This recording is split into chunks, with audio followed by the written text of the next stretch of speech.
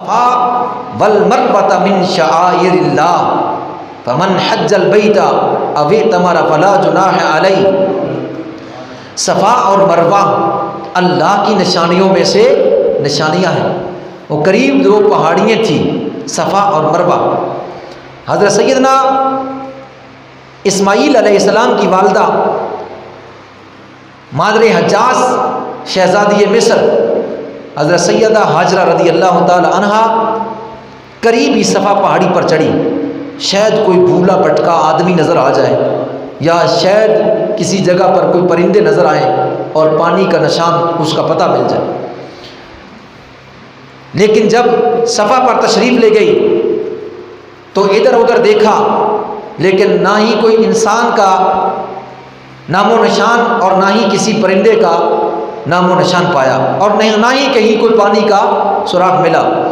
تو آپ مروہ کی طرف لوٹی کہ اس پہاڑی پر جا کر دیکھتی ہوں شاید ادھر سے کوئی مسافر گزرتا ہوا ملے، یا کوئی پرندے جو ہے اوپر اڑتے ہوئے ان سے پانی جو ہے وہ پتہ چل جائے کہ یہاں پانی ہے۔ مروہ پر تشریف لے گئی، لیکن جب صفا پر چڑھی تو آرام کے ساتھ چڑھی، اور جب مروہ کی طرف تشریف لے گئی تو اس وقت جو درمیان والی جگہ تھی، صفا سے مروہ کے درمیان جو جگہ تھی وہ نچلی تھی، یعنی گہری تھی۔ تو جس وقت اس گہری زمین پر آپ پہنچی تو آپ کا لخت جگر نور نظر سیدنا اسماعیل علیہ السلام آپ کی آنکھوں سے اوجھل ہو، یہ نظر نہ آیا۔ تو ایک طرف بچے کا اوجھل ہونا نہ نظر آنا یہ تھا، اور دوسری طرف پیاس کی شدت تھی اور بچے کا تڑپنا تھا جو ماں کی ماتا کو، ماں کے دل کو برداشت نہیں ہو رہا تھا۔ تو آپ نے وہاں سے دوڑنا شروع کر دیا، یعنی اس نیچے والی جگہ سے دوڑنا شروع کر دیا تاکہ جلدی سے دوڑ کر اس پہاڑی کی طرف چڑھوں تاکہ بچہ بھی سامنے نظر آئے، اور پھر پانی کی تلاش میں پھر مروہ پر تشریف لے گئی، لیکن پانی وہاں بھی نظر نہ آیا، ادھر ادھر دیکھا نہ ہی کوئی انسان نظر آیا۔ پھر آپ نے رخ صفا کی طرف کیا، اور جس وقت اس گہری زمین پر آتی تو دوڑ پڑتی، اور پھر صفا پر آ کر چڑھی، ادھر ادھر دیکھا، اور پھر واپس مروہ کی طرف پلٹی، اور جب نچلی زمین پر آتی تو دوڑ پڑتی، اور جب آگے جاتی تو پھر آہستہ ہو جاتی۔ اس طرح آپ نے پانی کی تلاش میں 7 چکر لگائے، کبھی صفا پر اور کبھی مروہ پر۔ اس وقت ذرا سوچئے کہ ماں کے دل کا عالم کیا ہوا ہوگا کہ فقط آپ کی ذات اور آپ کے لخت جگر کی ذات، جنگل بیابان، کوئی وادی نہیں، کوئی انسان نہیں، کوئی چرند و پرند نہیں، اور پانی کا نام و نشان تک نہیں۔ اور اس عالم میں پانی کی تلاش میں اللہ کی بندی کا صفا اور مروہ کی طرف دوڑنا، یعنی کبھی صفا پر جانا اور کبھی مروہ پر جانا، اور نچلی گہری زمین پر آ کر دوڑ پڑنا، اللہ کو یہ ادا اتنی پسند آئی کہ اللہ نے آنے والے بیت اللہ میں حج کرنے والے تمام حجاج پر یہ بات ضروری کر دی کہ جب تک تم صفا مروہ کی صحیح پر نہ کریں، جب تک تم صفا مروہ پر آ کر میری بندی کی اس سنت کو نہ ادا کریں، میں تمہارا حج نہیں قبول کروں گا۔ اس لیے آج حاجیوں کا بعد صفا مروہ پر دوڑنا حضرت سیدنا اسماعیل علیہ السلام کی والدہ حضرت سیدہ ہاجرہ رضی اللہ تعالی عنہا کی ادا ہے۔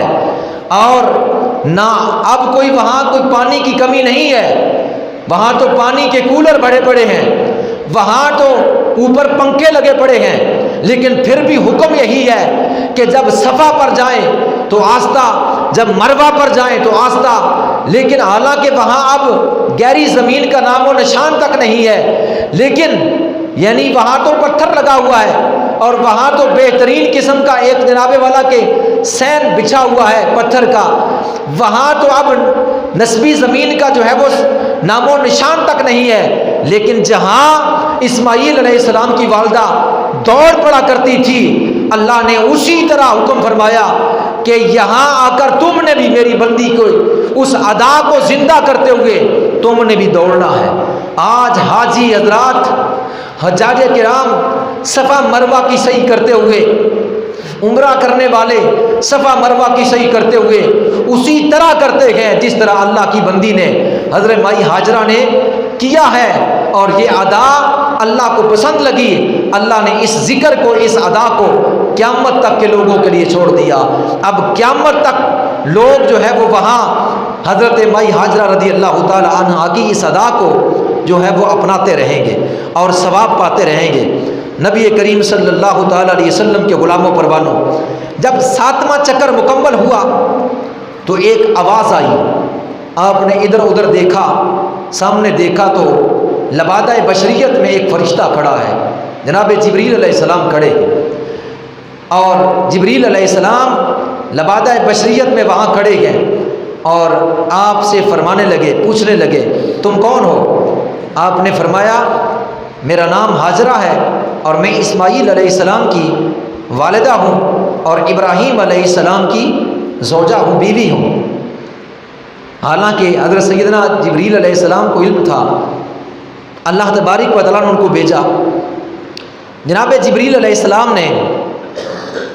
ان سے پوچھا کہ یہاں اس سنسان جنگل بیابان میں ابراہیم علیہ السلام نے تمہیں کس کے سپرد کیا ہے؟ جناب سیدہ ہاجرہ رضی اللہ تعالی عنہا فرماتی ہے کہ انہوں نے ہمیں اللہ تبارک و تعالیٰ کے حوالے کیا۔ جناب جبریل علیہ السلام فرمانے لگے تو پھر اللہ تمہیں کافی ہے، اللہ تمہیں ضائع نہیں کرے گا۔ اور پھر سیدنا ہاجرہ رضی اللہ تعالی عنہا اس گفتگو کے بعد حضرت جبریل علیہ السلام چلنے لگے تو آپ اپنے بیٹے کے پاس آئی تو دیکھا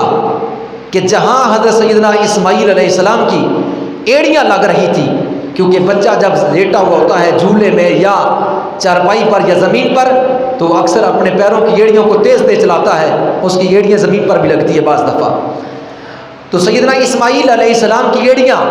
زمین پر لگ رہی تھی، جہاں لگ رہی تھی وہاں سے اللہ نے اپنی قدرت کاملہ سے حضرت اسماعیل علیہ السلام کی ایڑیوں کی برکت سے،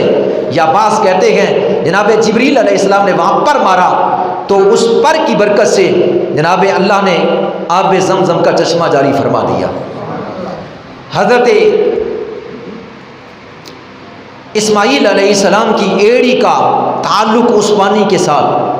اور جناب جبریل علیہ السلام کا پر کا تعلق اس پانی کے ساتھ، اور میرے کریم آقا صلی اللہ تعالی علیہ وسلم کے لعاب کا تعلق اس پانی کے ساتھ۔ یہ پانی اتنا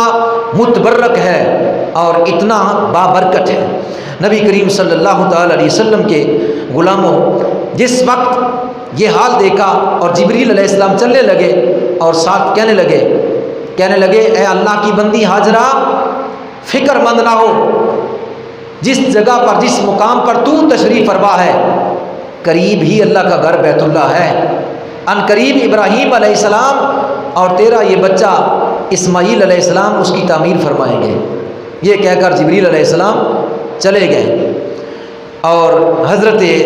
مائی ہاجرہ رضی اللہ تعالی عنہا نے جب یہ دیکھا کہ پانی کا چشمہ پھوٹ پڑا ہے تو آپ نے فوراً اس پانی کے ارد گرد ایک مڈیر باندھنا شروع کر دی، باڑ باندھنا شروع کر دی، مٹی لگانا شروع کر دی تاکہ یہ پانی جو ہے وہ ضائع نہ ہو جائے، ادھر ادھر بہہ نہ جائے، اور کہا یا ماہ زمزم،